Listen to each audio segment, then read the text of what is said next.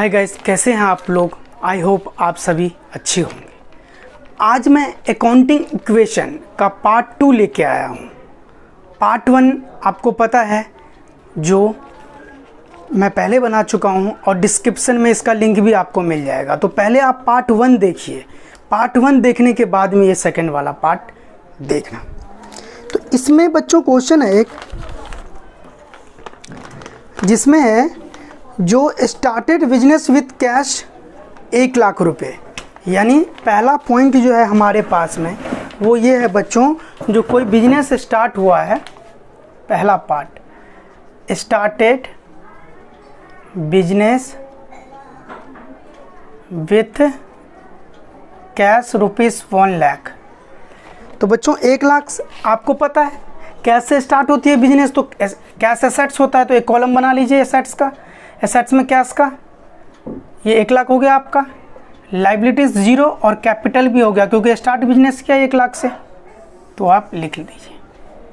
फिर आ गया 1 लाख और 1 लाख। उसके बाद बच्चों सेकेंड एंट्री है,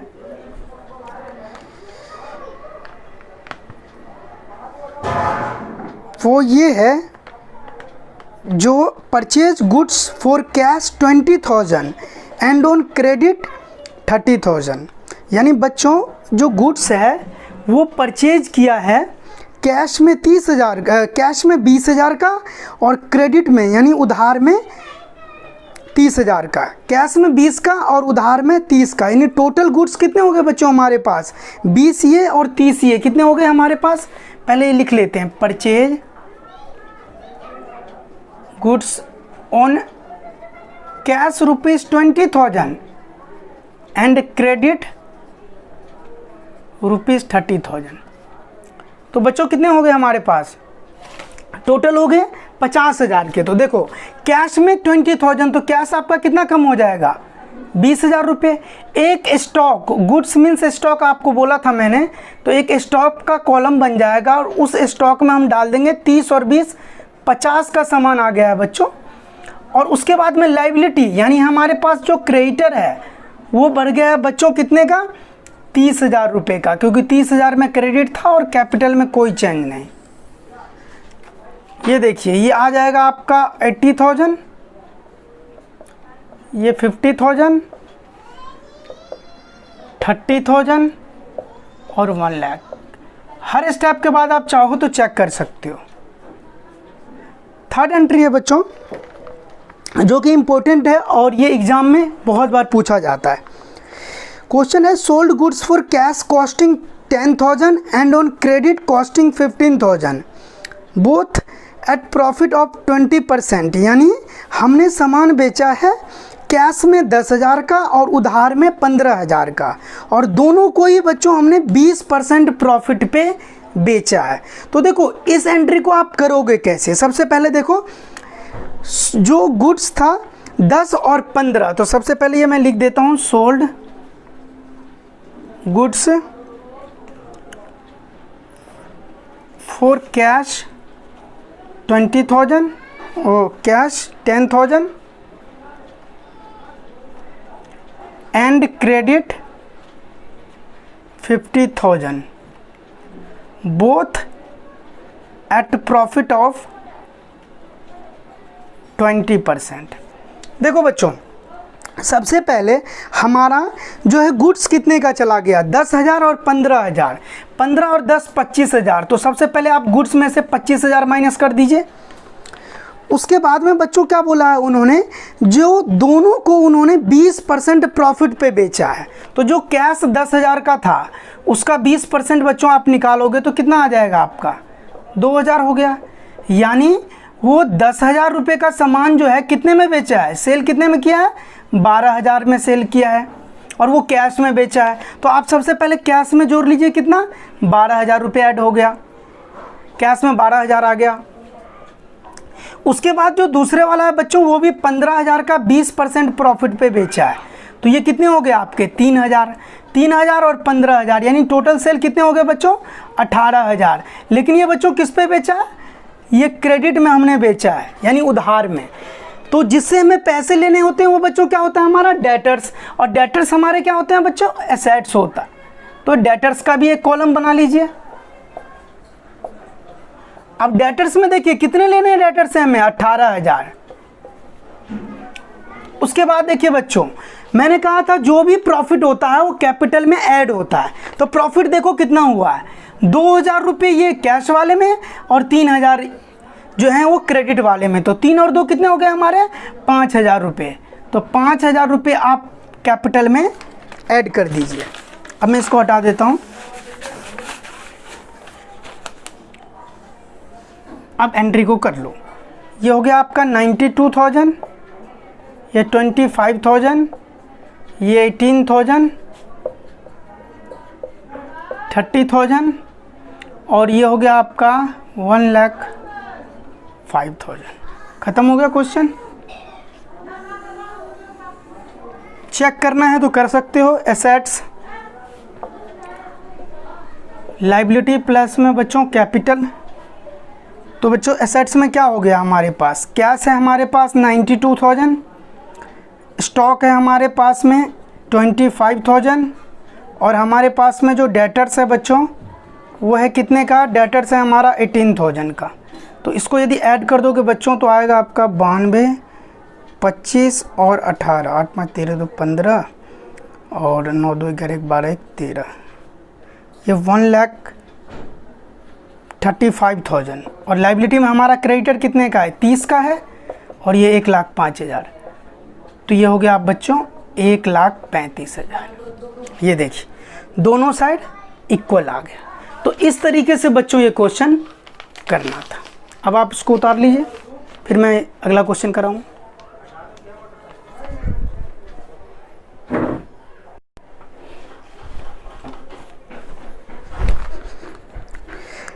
अगला क्वेश्चन बच्चों आपके स्क्रीन पे आ गया होगा। तो अगला क्वेश्चन है बच्चों पहला, स्टार्टेड बिजनेस विथ कैश ₹50,000। तो देखो फिर कैश से स्टार्ट किया बिजनेस तो कैश में 50,000 लिख देना आपको। लाइबिलिटी अभी 0 है, लिख दीजिए 50,000।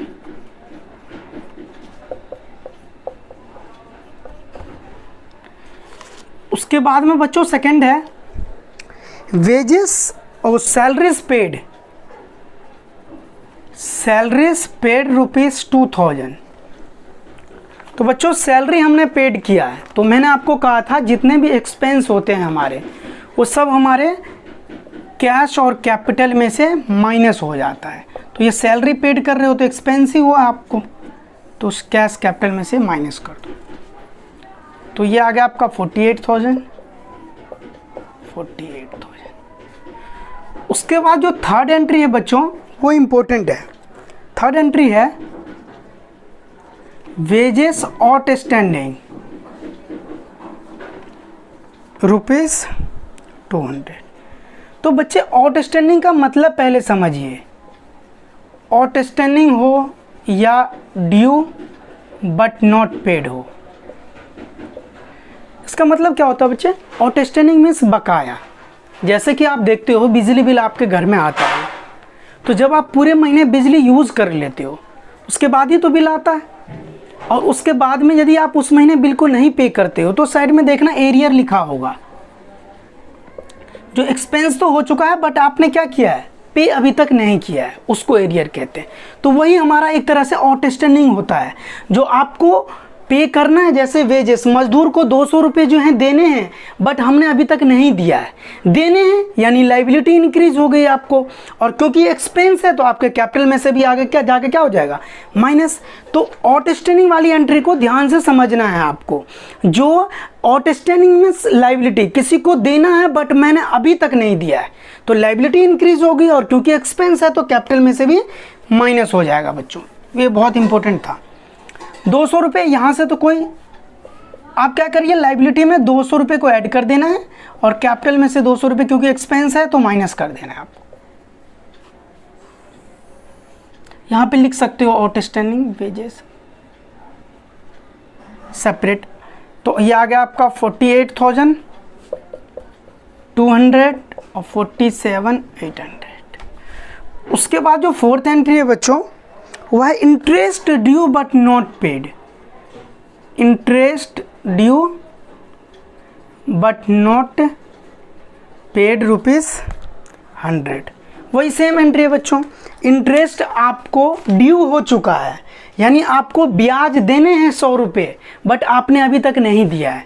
तो देने हैं, किसी को भी देने हैं, तो लायबिलिटी इंक्रीज हो जाती है हमारी, और लायबिलिटी इंक्रीज होगी, और क्योंकि एक्सपेंस है तो आपके कैपिटल में से भी माइनस हो जाएगा। तो ये सेम एंट्री होता है, आउटस्टैंडिंग ही मैंने आपको बोला है ड्यू बट नॉट पेड है। तो यहाँ तो 0, इसमें ऐड हो जाएगा आपका 100 रुपीज़, और कैपिटल में से 100 रुपीज़ क्या हो जाएगा, माइनस हो जाएगा। 48,300 और जाएगा 47,700। उसके बाद है बच्चों rent paid in advance. Rent paid in advance ₹150।